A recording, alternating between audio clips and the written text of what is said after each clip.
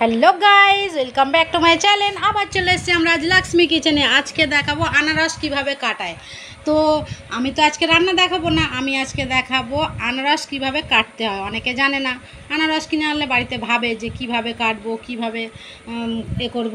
সেই জন্য আজকে আমি আনারস কাটাটা দেখাচ্ছি। তো ভালোভাবে ঠিকভাবে না কাটলে ওটা খেলে মুখ চুলকায়।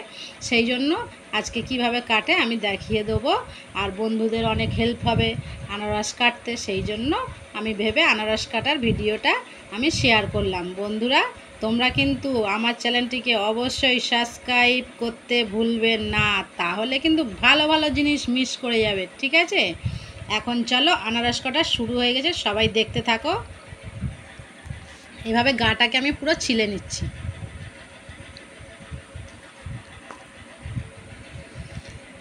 দারুণ একটা ফল, বর্ষাকালের ফল এটা।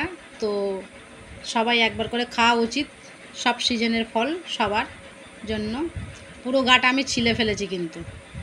আর এই চোখ চোখ মতো দেখা যাচ্ছে, এগুলোকে কিন্তু তুলতে হবে, না তুললে সবাই যখন খাবে তখন মুখ চুলকাবে। সেই জন্য এই চোখ চোখগুলোকে আমি তুলে ফেলবো প্রথমে।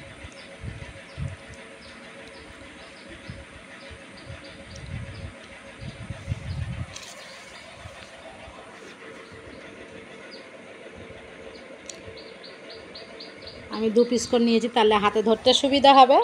আর এই মাঝখানে যে এটা আছে ওটা বাদ দিতে হবে, ওটা শক্ত হয়, ওটা খাওয়া যায় না।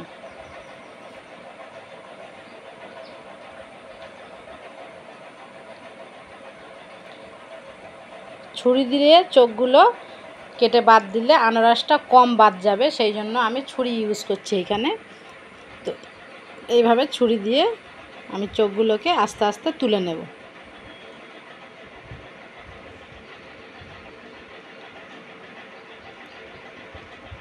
দেখছো বন্ধুরা, কত বড় বড় চোখ আছে। আর ক্যারেজ ক্যারেজ করলে এক লাইনের মধ্যে পড়ে এগুলোকে, তাহলে কাটতে সুবিধা হয়। ক্যারেজ ক্যারেজ করেই এগুলোকে বার করবে, চোখগুলোকে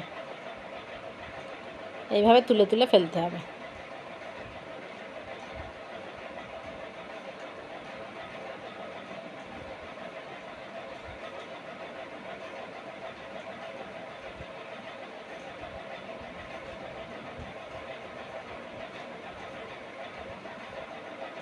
দেখছো কি সুন্দরভাবে আমি চোখগুলোকে ছুরির সাহায্যে তুলে ফেলছি। এইভাবে পুরোটাই আমার চোখগুলো তোলা হয়ে গেল, পরিষ্কার দেখা যাচ্ছে। বন্ধুরা, ভালোভাবে দেখে নাও, আমি চোখগুলোকে সব বাদ দিয়ে দিয়েছি।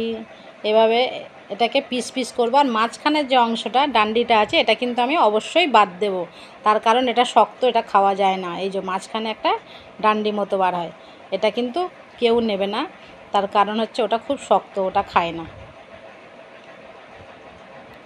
এবার ছোটো ছোটো করে একটা পিস করে নিলাম।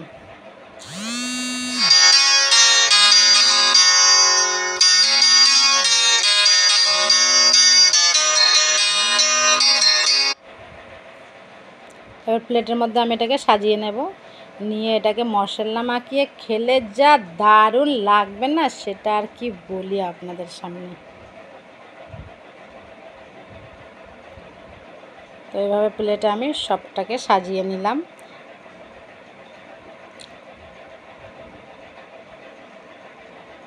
খুব দারুণ কাটা হলো না? তো এইভাবেই সবাই কিন্তু কাটবে, আর আমার টেকনিকটা ইউজ করবে। এর মধ্যে এবারে যে যেমন খায় মশলা দিতে পারে, জিরে মরিচ, নুন, তারপরে তোমার জলজিরা এর মধ্যে ছড়িয়ে খেতে দারুণ লাগবে।